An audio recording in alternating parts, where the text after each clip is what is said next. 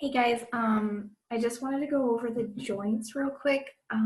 They're just kind of some weird names in there, so I just wanted to go over some tricks to maybe remember them. So the first set of joints we have are called our cartilaginous joints.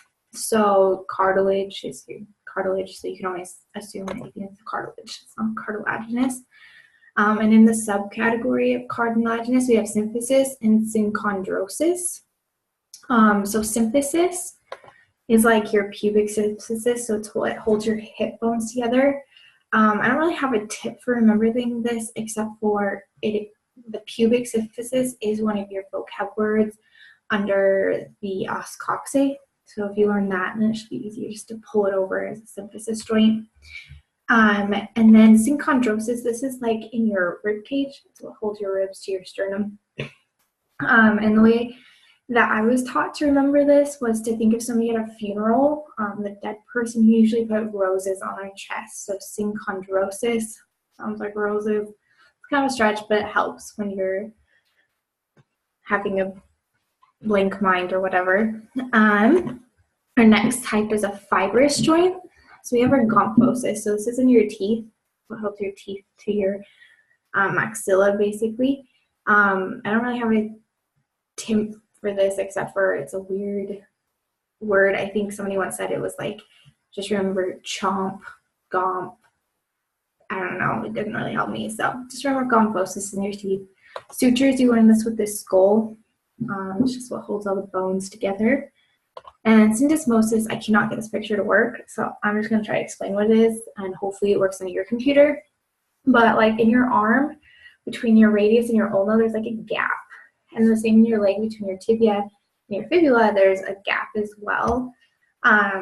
Just between the bones, there's a space. It's a really big space.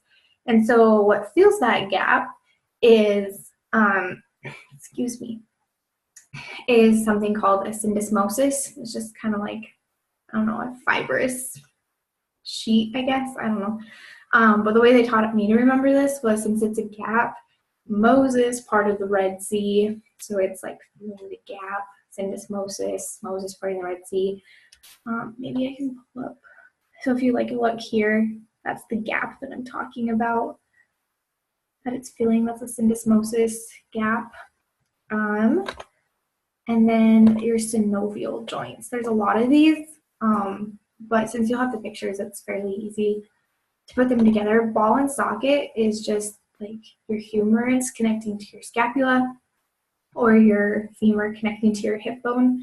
So it's just like the head connecting to something else, ball and socket. Ellipsoid. This is in like between your carpal bones and your like ulna and radius. And the way that I was taught to remember this is to think of like smacking somebody in the lips. You're moving this joint right here. So ellipsoid, smacking somebody in the lips. And then we have our hinge joint, which is when you're moving your elbow. You're hinging it, kind of like a door hinge. And then a pivot joint.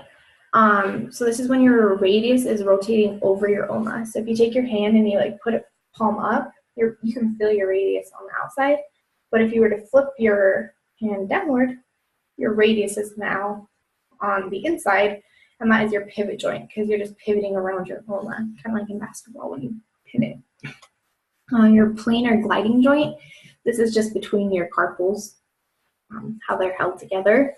And then last but not least, we have your saddle joint, and that is on your thumb right there. Some people talk about like they just pretend like there's a cowboy on their thumb. Didn't really help me, so saddle's just on your thumb. Yeah, so I hope this helps somebody. The joints are kind of difficult because they're just different, kind of just added at the end for this one, whereas you've been learning bones and now you just suddenly have joints and movements. But don't get scared of the weird names. Just find a way to remember them and you'll do great. Maybe if I can close this.